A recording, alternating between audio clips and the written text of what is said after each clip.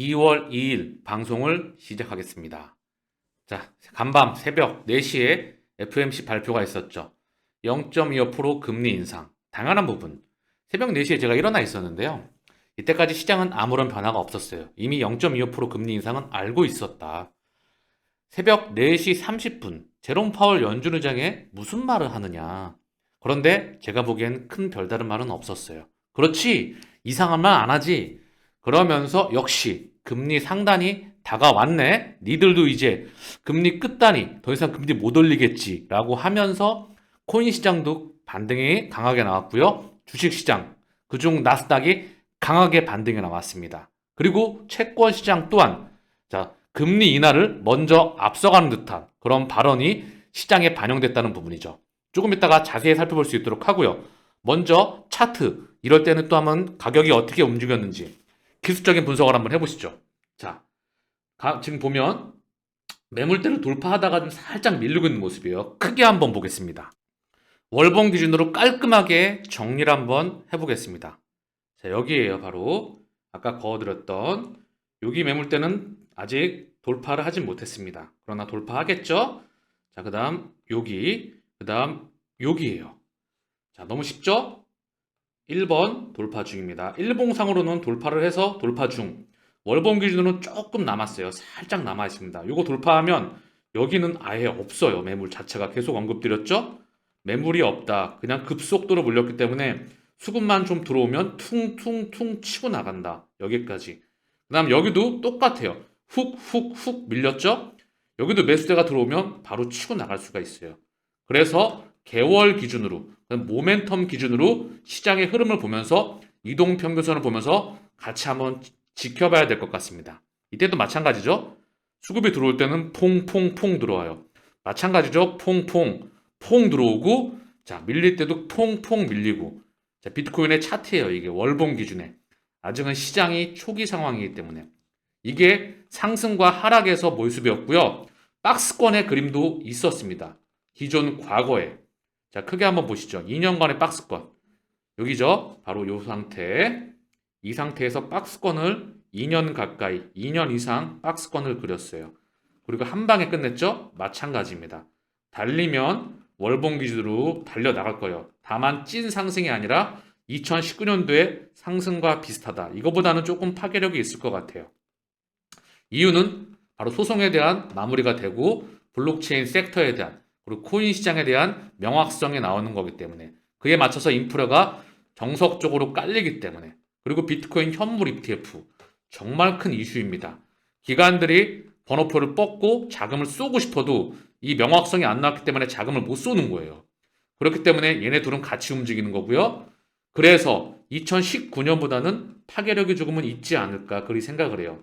다만 경기 침체가 너무 안 좋기 때문에 경기가 너무 안 좋아서 경기가 빠그러지게 되면 금융기관들은 당연히 수도꼭지를 잠글 수밖에 없습니다. 완전히 닫히겠죠.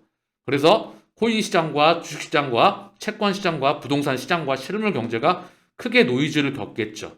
그리고 다시 한번 기존 시스템을 부셔버리고 여기 있는 자금줄이 코인 시장으로 미친 듯이 들어올 시기를 우리는 또 한번 기다려야 되겠죠.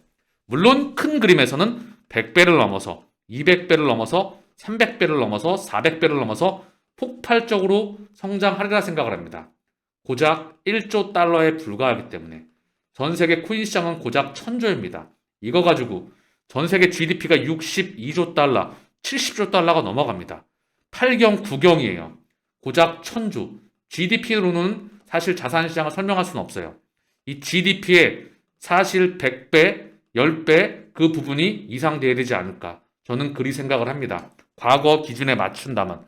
어쨌든 중요한 건 노이즈가 지나가면서 파고를 거쳐 나가면서 큰 파도, 잔파도를 거쳐 나가면서 결국은 시장은 미친 듯이 성장해 나가는 그리고 바로 첫 번째 섹터에 자, 비트코인의 1분봉인데요. 자, 제롬 파월 연준 의장의 기자회견 시간에 밀렸다가 이때부터 거래량이 동반되면서 펑 하고 칩니다. 물량소와 상승. 자, 그러면서 현재 계속 상승 중이었다가 보시죠. 상승 중이었다가 상승이 쭉 나오죠. 그리고 현재 물량을 다시 한번 소화하고 있는 중입니다. 제 기준으로는 많이 밀릴 것 같지 않아요.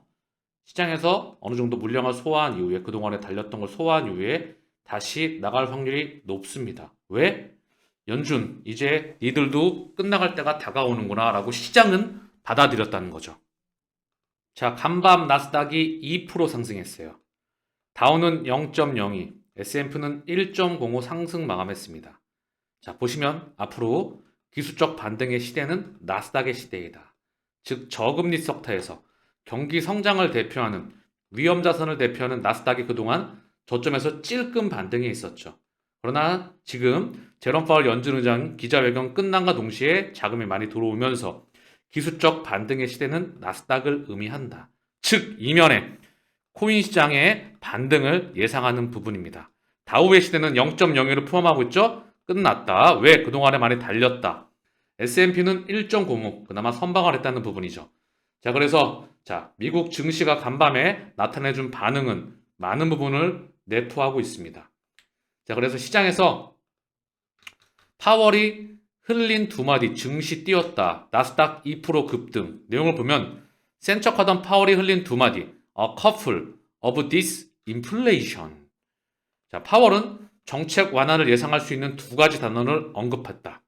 첫 번째 금리 인상과 관련해 A couple of 금리 인상을 지속하지만 실제 인상은 한두 차례에 머물 것이라는 여지를 남겼다. 즉 3월에 금리 인상이 끝날 것이라는 것을 시장은 이미 예상하고 있다는 부분이죠. 또 하나는 인플레이션의 완화를 인정하듯 디스인플레이션이라는 단어를 언급한 것이다. 인플레이션이 완화된 점을 분명히 했다고 볼 수 있다. 이 두 가지 단어.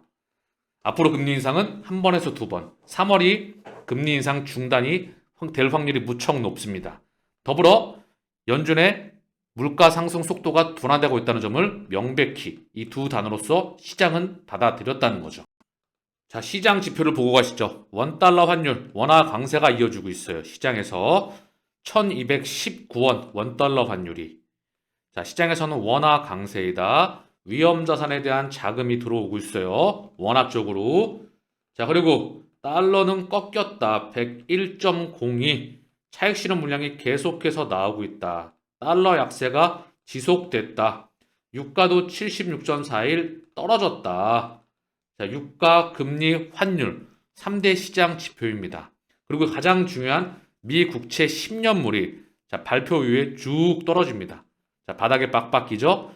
3.51에서 바로 3.39까지 훅 하고 떨어졌다는 거죠. 미 국채, 채권 시장 전문가들이, 채권 시장 참여자들이 이제 연준은 금리 인상이 끝나고 하반기에 금리 인하를 반영하는 거야. 50bp 떨어질 수도 있어. 금리가 하반기에. 채권 시장이 이렇게 보고 있다는 거죠. 자, 하나투자증권의 간밤 FOMC에 대해서 채권 전략 애널리스트이죠. 김성수 애널리스트가 FOMC를 잘 요약하고 정리하고 있습니다. 높은 기준금리의 유지도 엄연한 긴축이다. 기준금리 인상도 긴축이지만 높은 금리를 꾸준히 유지하는 것도 엄연한 긴축. 당사 기존 전망 3월 인상 사이클 종료. 최종 기준금리는 5%를 유지한다. 이제는 물가가 추세적으로 둔화 국면에 진입했고 긴축의 강도 조절이 가능함을 연중도 인정하기 시작하였다. 자, 이 말이 맞는 말이죠. 그래서 3월 이후에 고금리가 유지가 되다가 시장이 받아줄 때까지 유지가 되겠죠. 시장이 빠그러지기 시작하면 그때 금리 인하가 나올 겁니다. 1년 만에 베이비 스텝. 2월 FOMC 기준금리 4.75%로 만장일치 25bp 인상. 디스인플레이션을 인정했고 확실하게 보여준 속도 조절의 의지. 성명서 문구의 주요 변화는 소폭 완화적으로 바뀐 물가 인식, 우크라이나 사태의 경제 물가 영향력 감소. 이거는 아니라고 봐요. 저는 우크라이나 사태의 경제 영향력 감소가 일시적으로 했지만 결국 다시 장기적으로 영향을 끼칠 수밖에 없습니다. 봉합이 되었다가 풀렸다가 봉합되었다가 하면서 계속 시장을 컨트롤하겠죠. 그게 바로 코인 경제와 블록체인과 메타와 관련이 있습니다. 세 번째, 기준금리 인상 강도 약화. 맞죠? 유연해질 수 있는 QT 등 네 가지. 자, 물가 인식. 이제 물가가 점진적으로 꺾여나가고 있다. 자, 단기적으로, 중기적으로, 장기적으로 또 물가를 컨트롤하면서 올릴 겁니다. 유연해질 수 있는 QT. 즉, QE의 반대말이죠. QT. 이것도 하다가 제가 멈출 거라고 했죠. 줄이고 싶어도 연준의 자산을 많이 줄일 수가 없다. 자, 그래서 FOMC를 정리를 하고 있습니다. 높은 금리의 유지도 엄연한 긴축이다. 기준금리 인상도 긴축이지만 높은 금리를 꾸준히 유지하는 것도 엄연한 긴축. 이제는 물가가 추세적으로 둔화 국면에 진입했고 긴축의 강도 조절이 가능함을 연중도 인정하기 시작하였다. 3월 금리 인상 0.25%, 그리고 금리 인상 중단, 금리 유지, 시장, 실물 경제, 자산 시장. 자, 얘네들이 받아줄 때까지 금리가 유지가 되다가 얘네가 빠그러지면 스탠스는 바뀌겠죠. 요 시그널, 요 사이에서 우리는 지혜를 발휘해야 됩니다. LBRI SEC 소송, 리플과 유사, LBC 토큰 한때 280% 급등하였다. 호주 변호사인 빌 모건이 LBRY의 소송 내용을 리플과 SEC 간의 소송에 적용할 수 있다고 말했다. 즉, 리플과 SEC 소송의 연장선이다. 곧 시그널이 다가오고 있다. SEC가 LBC가 증권이 아니라는 기록을 인정한 이후 LBC 가격은 최대 280% 급등했다. 이 두 가지 소송은 매우 유사하다. 최근 LBRI와 SEC 소송 최종 심리전에서 SEC가 LBRI 토큰이 LBC가 증권이 아니라는 기록을 인정한 것으로 알려졌다. 자, 리플 소송에 대한 시그널이 다가오고 있다. 자, 그리고 정말 중요한 건 뭐다?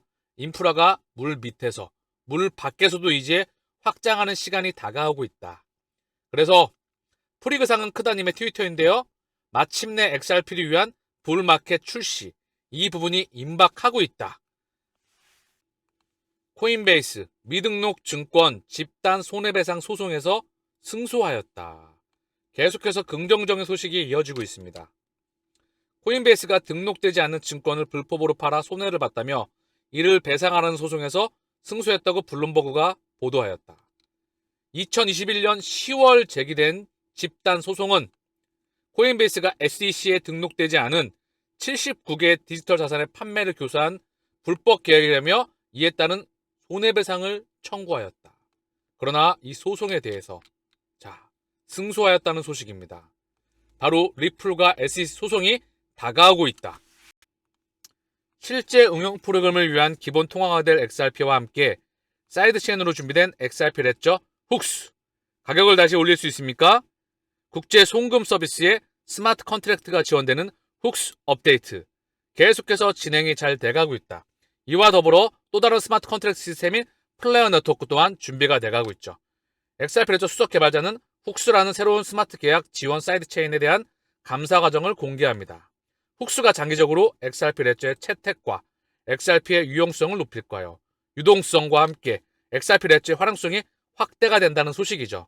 송금망, 스마트 컨트랙트, 스테이블 코인, NFT, 그리고 리퀴디티 유동성 허브, 넥스와 비롯한 AMM, 자동화 마켓 메이커, 즉 다음 시스템의 중심은 블록체인이죠. 4차 산업에 두 가지 심장이 있습니다. 첫 번째는 인공지능, 두 번째는 블록체인이죠. 그 중에 세계 최초의 블록체인은 바로 비트코인 블록체인이죠. 사실 이 부분은 뭐다? XRP 레저가 바로 금융권을 위한, 전 세계 지배자인 금권을 위한 블록체인이 XRP 레저입니다. 그 시스템의 연장선에서 바로 계속해서 끊임없이 업데이트가 되고 있다는 소식입니다. 나이지리아 비트코인 프리미엄 60% 넘어 ATM 인출 제한이다. 국가가 공식적으로 의도적으로 CBDC의 사용을 적극적으로 추진하고 있죠. 국가가 발행한 코인입니다. 결국 CBDC와 토큰과 코인의 세상은 올 수밖에 없다는 것을 여러분들은 확신하시길 바랍니다. 다가오는 세상을 준비하시고요. 이제 단기적으로 중기적으로 기술적 반등 국면이 가속화되고 있습니다. 자, 다시 한번 다음 방송을 통해서 업데이트를 통해서 계속해서 언급을 드리겠습니다. 마치겠습니다. 감사합니다.